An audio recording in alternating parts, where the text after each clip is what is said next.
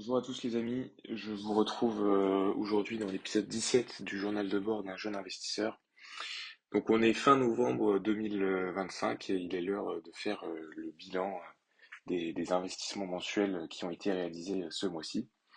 Donc allons-y. Le salaire net avant impôt ce mois-ci, donc 5 585 euros. Alors pourquoi autant? Parce que j'ai la chance d'être dans une entreprise qui a une politique de 13e mois. Et je travaille en déplacement, donc ce qui fait des salaires vraiment très intéressants, malgré une charge de travail conséquente.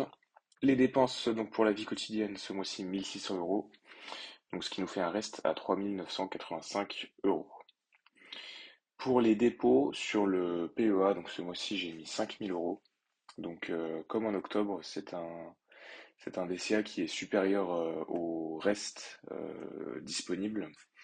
Tout simplement car je continue à vider entre guillemets mes épargnes de précaution avec pour objectif d'aboutir à entre 10 et 15 000 euros d'épargne de précaution. Donc aujourd'hui j'ai encore 18 000 euros. Pour les achats sur le PEA, alors j'ai acheté une action Schneider Electric, donc une nouvelle ligne sur le PEA.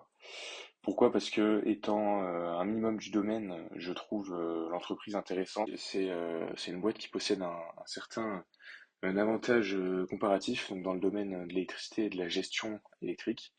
Donc c'est un peu une façon de s'exposer à l'IA et au smart building et à l'électrification de nos modes de vie, même si la boîte se paye assez cher. Donc voilà, histoire de suivre un peu le déroulé, l'avenir de cette entreprise. Voilà, j'ai mis un pied dedans avec l'achat d'une action et on verra bien.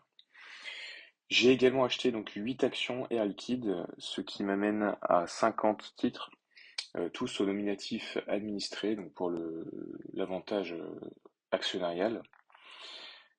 Également donc 90 parts de l'ETF ESE, donc l'ETF S&P 500 capitalisant, et 5 parts de PANX, donc l'ETF Nasdaq 100 ESG, donc qui est un sous-ensemble finalement de l'indice Nasdaq 100, plus concentré sur la tech, donc Microsoft, Nvidia, etc., avec un filtre ESG, donc bon, on n'aime pas, j'avoue que je suis pas extrêmement fan, mais bon, ça permet d'être plus, on va dire, exposé à certaines entreprises en ce moment, mais bon, pourquoi pas pour la suite DCA, le PUST ou le nouvel ETF donc d'Amundi, le PNAS, hein, à 5 euros la part, pour acheter du Nasdaq 100 pur et dur, quoi, finalement. Pour les cryptos, donc je fais toujours un DCA de 20 euros toutes les semaines sur Bitcoin. Le cours ce mois-ci a bien dévissé. Je crois qu'on est actuellement autour des 80 000 dollars le Bitcoin pour un ATH à 125 000. Donc voilà, moi je m'en fous, je DCA toutes les semaines sans trop regarder le cours. Et je crois que j'ai un PRU entre 75 et 85 000. Pour les dividendes reçus ce mois-ci, donc 0 euros, hein, tout simplement, il n'y a pas de boîte qui m'ont versé de dividendes en novembre. Donc pour synthétiser, le PEA Fortuneo, donc à ce jour, il a une valorisation de 81 751 euros. Donc à fin octobre, on était à 75 906, ce qui fait une hausse en valeur de 7,7%, donc ce qui est absolument conséquent, mais largement drivé entre guillemets par l'apport en capital de 5000 euros.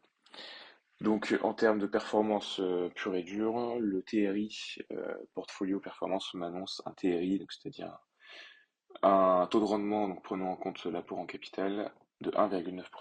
Ici, je vous ai mis comme d'habitude mon petit code parrainage Fortunéo, donc qui vous permet à l'ouverture d'un compte bourse ou assurance vie ou compte courant plus carte bancaire, de bénéficier de 50, 80 ou 100 euros à la souscription et qui, moi, me rapporte la même somme et me permet de faire des DCA toujours plus conséquents.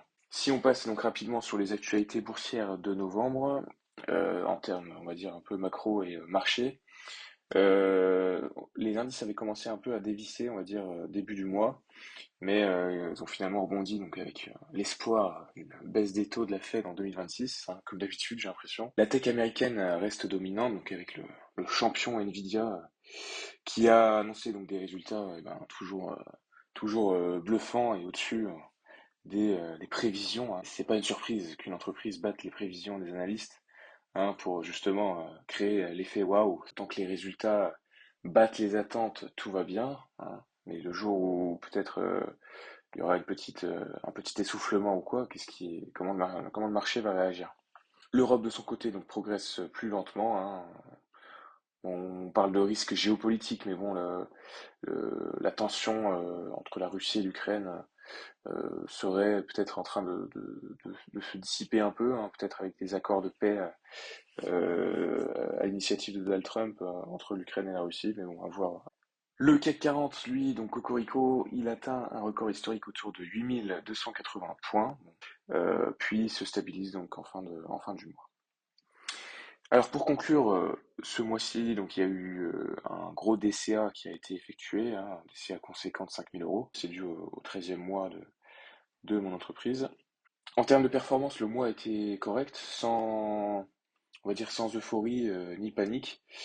Et moi, sur le plan personnel, donc je prévois toujours donc début janvier une nouvelle prise de poste donc à l'étranger en Suisse. Donc qu'est-ce que le PEA va devenir si à terme je ne suis plus résident fiscal français? Bah, écoutez, je vous propose de suivre l'aventure en vous abonnant à cette chaîne YouTube. Je poste du contenu régulièrement, on va dire. J'essaie de faire au moins 2 vidéos par mois. Et bah, si l'aventure vous intéresse, n'hésitez pas à vous abonner. Et je vous propose qu'on passe rapidement sur Portfolio Performance. Analyser un peu les résultats donc des 30 derniers jours. Alors là, sachant que c'est les performances donc de mon portefeuille PEA, plus portefeuille donc plan épargne entreprise, plus Bitcoin. En fait, c'est tous mes avoirs financiers, quoi.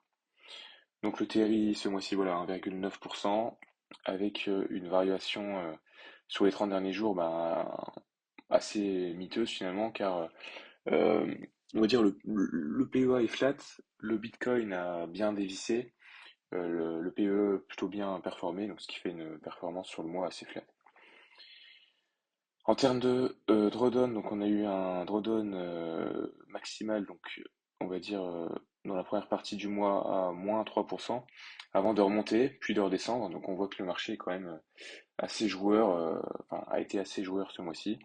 En gros, on a eu, on va dire, une petite nervosité avant de revenir à une accalmie, puis une nervosité, puis une accalmie, etc. Donc le marché, on voit que sur le court terme, c'est vraiment du bruit finalement.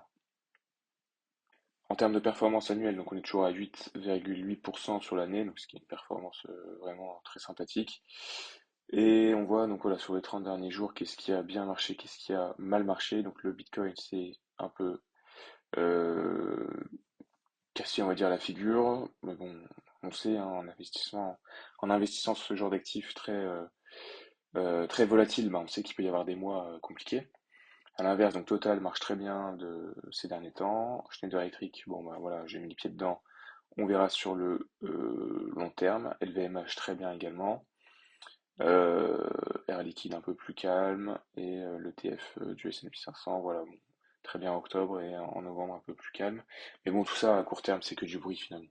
En termes de répartition, donc la répartition elle est toujours la même entre guillemets. J'ai à peu près 65% d'ETF donc, entre le PANX, le ZE et le LQQ, avec un objectif donc on va dire d'être à 70% d'ETF, 30% stock picking. Donc il faudrait que je renforce un peu plus l'ETF EVE.